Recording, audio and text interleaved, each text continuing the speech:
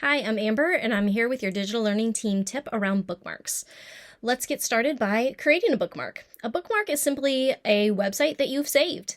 So when you are logged into your Chrome browser, just go up here down from the URL and click on the star. A box will pop up and say, bookmark added. That's pretty easy, right? I've now made a bookmark, but where is it? If you come over here to the triple dots in your right-hand corner and make sure you're logged into Chrome and click and scroll down, there is an area called Bookmarks.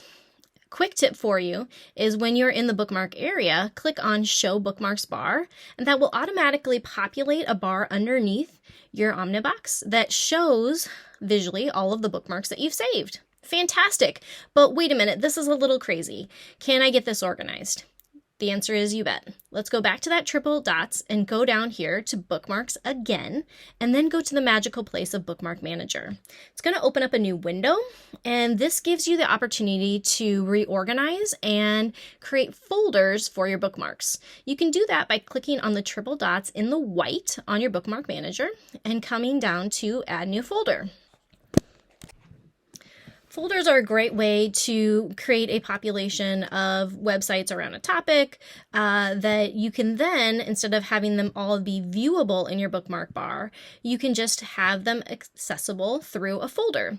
I can now see here that a folder appears in my bookmark bar, and when I click on it, all of the bookmarks that I just dragged in there are there.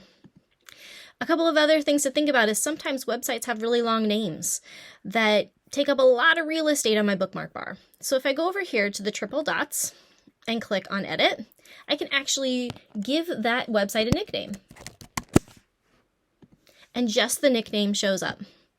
Or, like I did with my calendar icon, I can delete all of the text and just have it be an icon that I can click on and go to.